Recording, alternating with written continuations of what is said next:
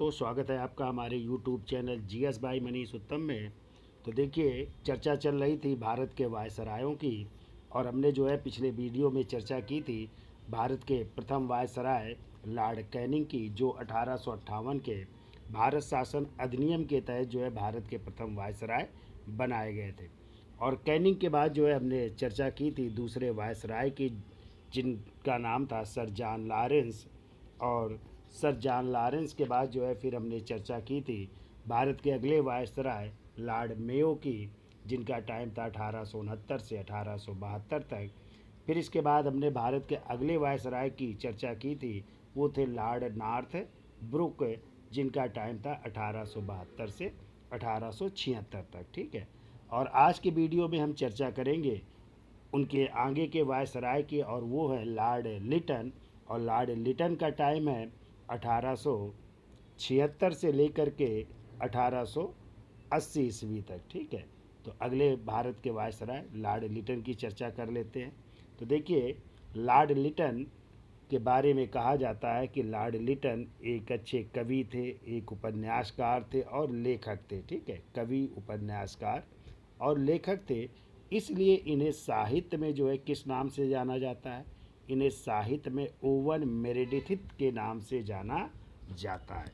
यानी साहित्य में इन्हें ओवन मेरेडिथ के नाम से जाना जाता है। और कहते हैं इनकी जो प्रसिद्ध कविता है, जो कहानी के रूप में लिखी थी इन्होंने, उसका नाम लुसिले है। क्या नाम है कविता का? रुसिले है। ठीक है, जो उन्होंने कहानी के रूप में लिखी थी। ठीक है। अब देखिए अगला पॉइंट जो है, तो आप लोगों ने पढ़ा होगा कि जो भारत की पुरानी संसद थी उसके डिजाइनर कौन थे? तो उसके डिजाइनर थे सर एडविन लुटियंस और हर्बर्ट बेकर। तो जो लुटियंस साहब थे वो जो है लॉर्ड लिटन, यानी इन्हीं भारत के वायसराय लॉर्ड लिटन के क्या थे? दामाद थे, जिनका नाम था एडविन लुटियंस। और इन्होंने ही दिल्ली की जो संसद थी पुरानी, उसको डिजाइन किया है। ठीक है। तो बताइए, जो अभी नई संसद बनी है उसको किसने डिजाइन किया है? तो आप लोग याद रखिएगा, जो नई संसद अभी बनी है उसके डिजाइनर हैं विमल पटेल। कौन है भैया? विमल पटेल जी हैं उसके डिजाइनर। ठीक है, ये भी आपको याद रखना है। ठीक। अब देखिए, लॉर्ड लिटन के समय ही जो है एक रॉयल टाइटल एक्ट आया था, या शाही उपाधि अधिनियम आया था, या राजशाही उपाधि अधिनियम आया था। कब आया था? 1876 में। और इसी शाही उपाधि अधिनियम के तहत महारानी विक्टोरिया को कैसर ए हिंद की उपाधि देने की घोषणा की जाती है।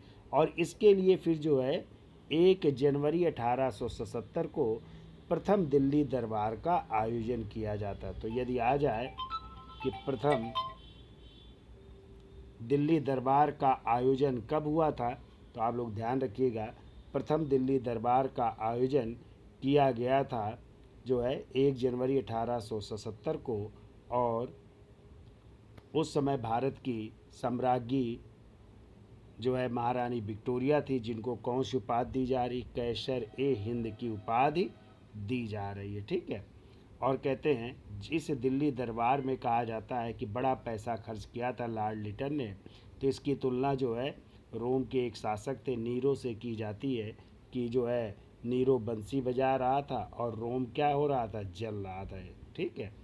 यानी यहाँ पे बड़ा पैसा खर्च हो रहा था। महारानी विक्टोरिया को जो है कैसर हिंद और भारत की साम्राज्ञी घोषित किया जा रहा है, और दूसरी तरफ जो है यहाँ के लोग जो है जल रहे थे, गरीबी से और गरीब होते चले जा रहे थे। तो ये बात की गई है। ठीक है। चलिए अगला देख लेते हैं। लॉर्ड लिटन के समय ही जो है, लॉर्ड लिटन के समय ही भारत में भीषण अकाल पड़ा, और जिसमें जो है 1876 से 78 तक कहाँ कहाँ बम्बई, मद्रास, हैदराबाद, मध्य भारत में लगभग कहते 50 लाख लोगों की मृत्यु हो गई। और इसी की जांच के लिए जो है 1878 में जो है एक आयोग गठित हुआ था सर रिचर्ड स्ट्रेची की अध्यक्षता में, और वही कहलाता है प्रथम अकाल आयोग। यदि क्वेश्चन आ जाए प्रथम अकाल आयोग कब गठित हुआ, तो 1878 में। किसकी अध्यक्षता में? सर रिचर्ड स्ट्रेची की अध्यक्षता में गठित हुआ था। ठीक है। किसके समय? लॉर्ड लिटन के समय। तो कहाँ पे अकाल पड़ा था? तो याद रखिएगा, बम्बई, मद्रास, हैदराबाद और मध्य भारत में, जिसमें 50 लाख लोगों की मृत्यु हो गई थी। ठीक है। अब जो है इस अकाल की स्थिति में जो है प्रत्येक प्रांत में क्या गठित हुए? प्रत्येक प्रांत में अकाल कोष गठित किए गए और निर्धनों की सहायता को पहुंचाने का जो है सुझाव दिया गया। ठीक है। यानी इस आयोग द्वारा जो है, जो अकालग्रस्त प्रांत थे वहाँ पे अकाल कोष गठित किया गया और जो गरीब लोग थे, निर्धन लोग थे, उनकी सहायता को पहुँचाने का इसमें सुझाव दिया गया था। ठीक है। चलिए अगला। तो अगला है कि लॉर्ड लिटन के समय ही एक एक्ट आया था, वो था वर्नाकुलर प्रेस एक्ट। ठीक है। कब आया था? 1878 ईस्वी में। यानी कोई भी जो है, अब भारतीय जो समाचार भारतीय भाषा में छपते थे, बिना लाइसेंस के वो नहीं छाप सकते थे। तो ये एक्ट था वर्नाकुलर प्रेस एक्ट, जो कब आ रहा है? 1878 में। किसके समय आ रहा है? लॉर्ड लिटन के समय। ठीक है। तो क्वेश्चन आता है कि वर्नाकुलर प्रेस एक्ट के तहत किस समाचार को प्रतिबंधित किया गया था? तो ध्यान रखिएगा कि ईश्वर चंद्र विद्यासागर का समाचार पत्र था सोम प्रकाश, जिस पर ये एक्ट लागू हुआ था। कौन सा? Vernacular press act. फिर एक क्वेश्चन आता है, कौन सा ऐसा समाचार पत्र था जिस पर ये वर्नाकुलर प्रेस एक्ट नहीं लागू हुआ? तो वो थी अमृत बाजार पत्रिका। क्या थी? अमृत बाजार पत्रिका। जो किसकी थी? ये थी जो है शिशिर कुमार घोष और मोतीलाल घोष की थी, जो पहले बंगाली भाषा में छपती थी, लेकिन जैसे ही एक्ट आया तो इन्होंने रातों रात जो है उसको बंगाली से अंग्रेजी में कन्वर्ट कर लिया था। ठीक है। इसलिए जो है अमृत बाजार पत्रिका पर ये एक्ट लागू नहीं हो पाया। और जबकि किस पर लागू हुआ था? वो था ईश्वर चंद्र विद्यासागर का समाचार पत्र सोम प्रकाश। कुछ और समाचार पत्र थे, उन पर भी ये लागू हुआ था। ठीक है। लेकिन आता है किस पर नहीं लागू हो पाया? तो वो थी अमृत बाजार पत्रिका। ठीक है। किसकी थी? मोतीलाल घोष और शिशिर कुमार घोष की, जो बंगाली में छपती थी। रातों रात इन्होंने अंग्रेजी में कन्वर्ट कर लिया था। ठीक। अब देखिए, यदि क्वेश्चन आ जाए कि भारत का पहला समाचार पत्र कौन सा था, तो आपको पता है भारत का पहला समाचार पत्र था 1780 में द बंगाल गजट। क्या था भाई? 1780 में था the Bengal gazette. The Bengal gazette. ठीक है। किसका था ये? जेम्स आगस्टस हिक्की का था। किसका था? जेम्स आगस्टस हिक्की का था, जो अंग्रेजी भाषा में, ठीक है, कलकत्ता से प्रकाशित किया गया था। कहाँ से? कलकत्ता से प्रकाशित किया गया था। तो कब का था ये? 1780 में। क्या नाम था? The Bengal gazette. किसका था? जेम्स आगस्टस हिक्की का था। ठीक है। कहाँ से प्रकाशित होता था? कलकत्ता से। किस भाषा में प्रकाशित होता था? अंग्रेजी भाषा में। ठीक है। अब यदि आ जाए, अभी हम समाचार पत्रों का इतिहास भी पढ़ाएंगे, वहाँ पे डिटेल में चर्चा करेंगे हर समाचार पत्रों की। तो यहाँ पे पहला याद रखिएगा। और कभी कभी पूछ लिया जाता है कि भारत का पहला हिंदी का समाचार पत्र कौन सा था? तो यदि हिंदी कहा जाए भारत का, तो वो था 1826 में, और उसका नाम था उदंड मार्तंड। क्या नाम था भैया? उदंड मार्तंड था। ठीक है। उदंड मार्तंड था। और ये किसका था? ये था जुगुल किशोर शर्मा का। किसका था? जुगुल किशोर शर्मा का, 1826 में। ठीक है। और ये भी कहाँ से प्रकाशित हुआ था? कलकत्ता से प्रकाशित हुआ था। तो हिंदी का समाचार पत्र कौन सा? उदंड मार्तंड, 1826 में। ठीक है। कहाँ से? कलकत्ता से प्रकाशित हुआ था। ठीक है। ये ध्यान रखिएगा आप लोग, जुगुल किशोर शर्मा का था। फिर देखिए, आगे देख लेते हैं। कहते हैं लॉर्ड लिटन के समय ही भारतीयों को जो है कौन सी उपाधि दी जा रही है? राय बहादुर की उपाधि। और जो मुस्लिम लोग थे उनको कौन सी उपाधि? खान बहादुर की उपाधियाँ देना प्रारंभ की गई। ठीक है। तो भारतीयों को जो है राय बहादुर और खान बहादुर की उपाधियाँ दी जा रही हैं। ठीक है। किसके समय? लॉर्ड लिटन के समय ही दी जा रही हैं। ये भी आपको याद रखना है। ठीक है। आगे चलते हैं। तो देखो, अभी हमने चर्चा की थी कि शिशिर कुमार घोष ने अमृत बाजार पत्रिका को रातों रात बंगाली से किस भाषा में? अंग्रेजी में छापना शुरू कर दिया था। अतः इस समाचार पत्र पर वर्नाकुलर प्रेस एक्ट लागू नहीं हुआ था। ठीक है। फिर क्वेश्चन आता है, इस एक्ट को किसने जो है आकाश से होने वाला वज्रपात कहा है? तो इस एक्ट को जो है सुरेन नाथ बनर्जी ने जो है आकाश से होने वाला वज्रपात की संज्ञा दी है। किसको? वर्नाकुलर प्रेस एक्ट को। तो लॉर्ड लिटन के वर्नाकुलर प्रेस एक्ट को यदि आ जाए, किसने जो है कहा है कि ये आकाश से होने वाला वज्रपात था, तो वो थे सुरेन नाथ बनर्जी, जो आपको पता है दूसरे आईसीएस अधिकारी चुने जाने वाले व्यक्ति भी थे और असम के कलेक्टर भी रहे थे। ठीक है। आगे आते हैं। तो देखो 1878 ईस्वी में एक कानून आया, 11वां अधिनियम आया, और उसी के तहत जो आर्म्स एक्ट थे, ठीक है, यानी आर्म्स का मतलब हथियार, तो वो लाया गया और इसके तहत भारतीयों को हथियार रखने के अधिकार को छीन लिया गया। यानी अब बिना लाइसेंस के कोई भी भारतीय हथियार नहीं रख सकता है। ये एक्ट लाया जा रहा है कब? 1878 ईस्वी में। ठीक है। तो यानी भारतीयों को अधिकार रखने का अधिकार छीन लिया गया। ठीक है। और इन्हीं के समय जो है 1879 ईस्वी में जो सिविल सेवा की आयु थी उसको घटाकर 21 से वर्ष से घटाकर कितनी कर दी गई? 19 वर्ष कर दी गई। ठीक है। यानी 21 वर्ष से घटाकर 19 वर्ष कर दी जा रही है। और परीक्षा कहाँ पे होनी थी? लंदन में होनी थी। ठीक है। आगे आइए। लॉर्ड लिटन ने ही अफगानों के साथ जो है एक नीति अपनाई जिसे कहते हैं कुशल आक्रमणता की नीति, या इसी को फॉरवर्ड पॉलिसी भी कहते हैं या अग्रगामी नीति भी कहते हैं। इसका जो है पालन किया था। ठीक है। तो किसका पालन किया? कुशल आक्रमणता की नीति को त्याग करके कौन सी अग्रगामी नीति का पालन किया जा रहा है? किसके द्वारा? लॉर्ड लिटन के द्वारा। ठीक है। तो ये भी आपको याद रखना है। ठीक है।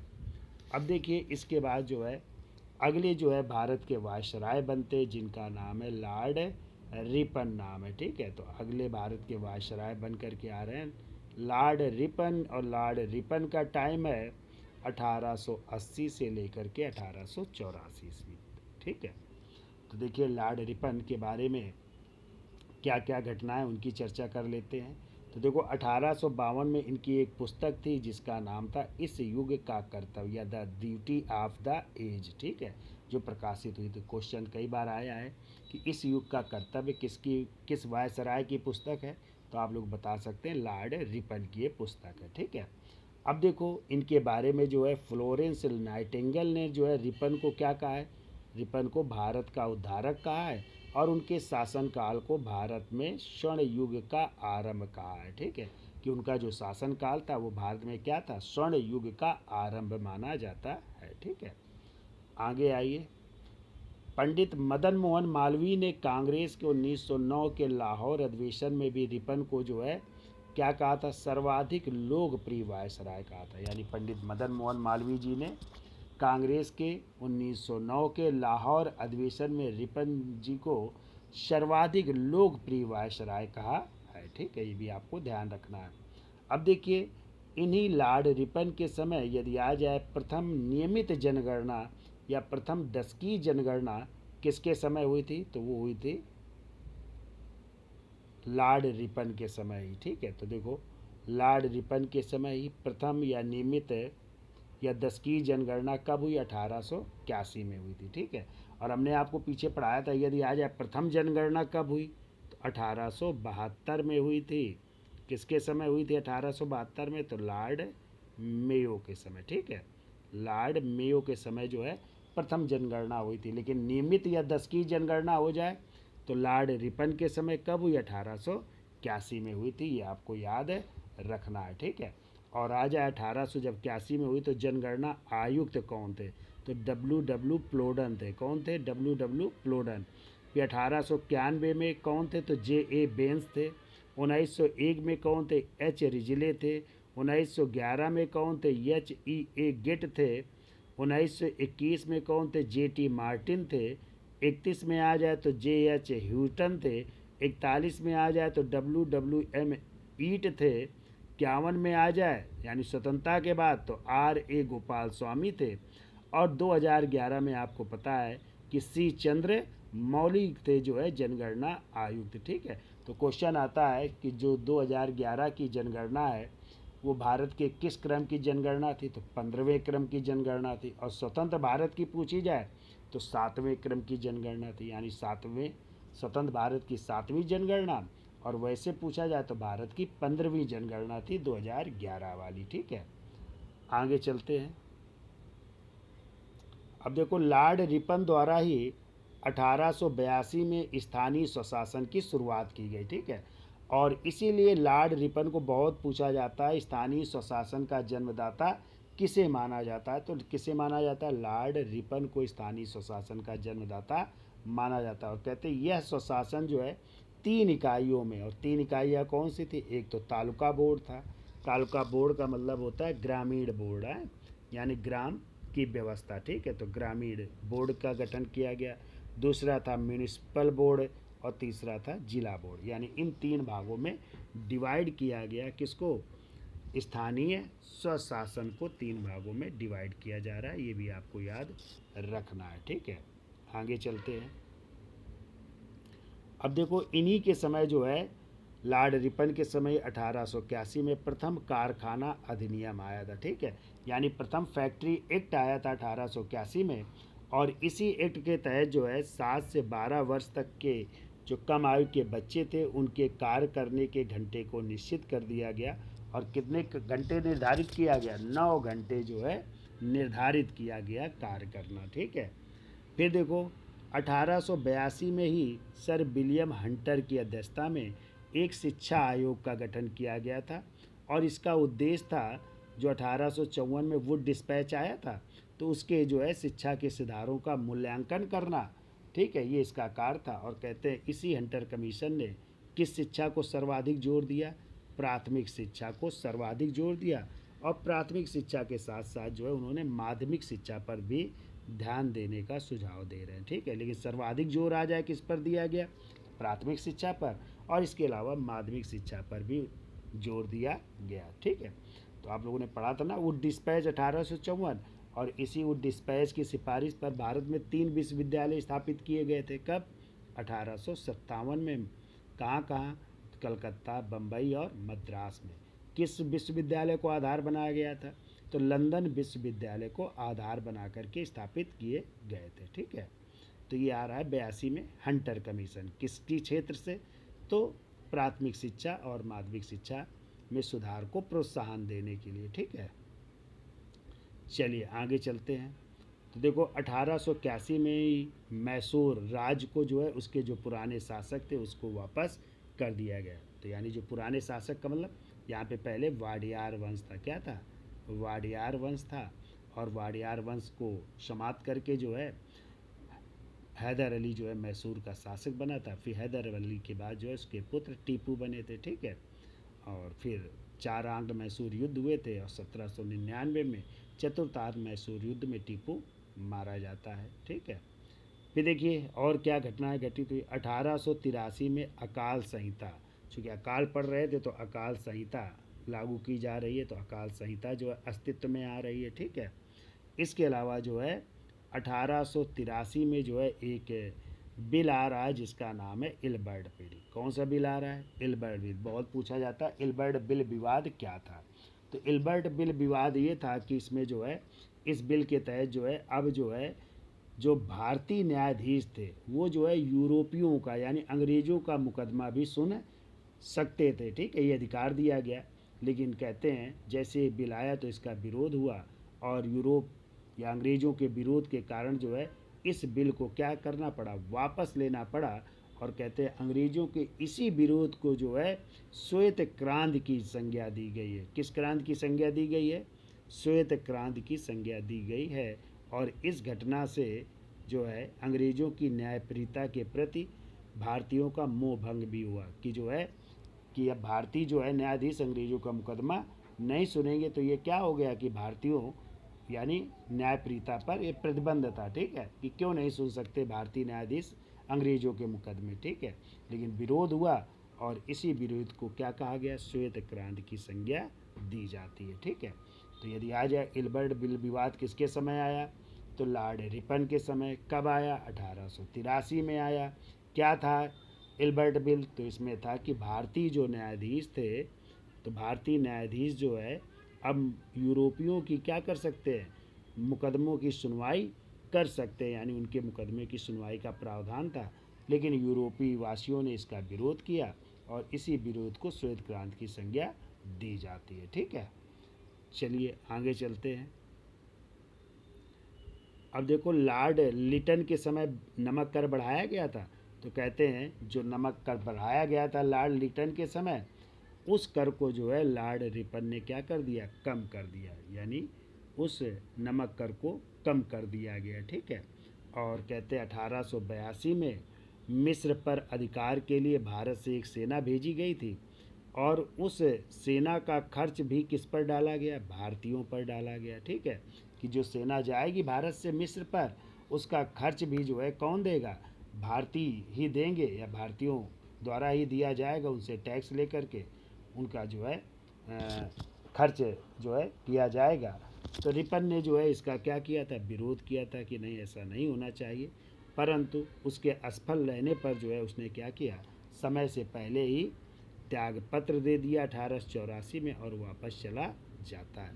तो इस तरह लॉर्ड रिपन का टाइम है 1880 से 84 तक। और लॉर्ड रिपन के बाद जो है जो अगले वायसराय बन कर के आएंगे, उन्हीं का नाम होगा लॉर्ड डफरिन। और इन्हीं लॉर्ड डफरिन के समय आपके भारतीय राष्ट्रीय कांग्रेस की स्थापना होगी। ठीक है, तो डफरिन, फिर लैंसडाउन आएंगे, फिर एल्गिन द्वितीय आएंगे, फिर कर्जन आएंगे, फिर मिंटो द्वितीय आ जाएंगे, हार्डिंग द्वितीय आ जाएंगे। तो इस तरह ये वायसरायों का क्रम चलता रहेगा। तो हम जो है डिटेल में इस तरह व्याख्या भी करते रहेंगे और धीरे धीरे जो है चलते भी रहेंगे। 2-3 जो है वायसरायों की चर्चा करते रहेंगे, जिससे आप लोगों को भी समझ में आ जाए और जो है धीरे धीरे आगे बढ़ते रहेंगे। ठीक है, तो यदि आज इतना ही रखते हैं, आगे जो है वायसराय लॉर्ड डफरिन की चर्चा अगले वीडियो में करेंगे। तो यदि ये वीडियो अच्छा लगा हो तो लाइक करें, शेयर करें और हमारे चैनल को भी सब्सक्राइब करें प्लीज़। तो धन्यवाद। जय हिंद।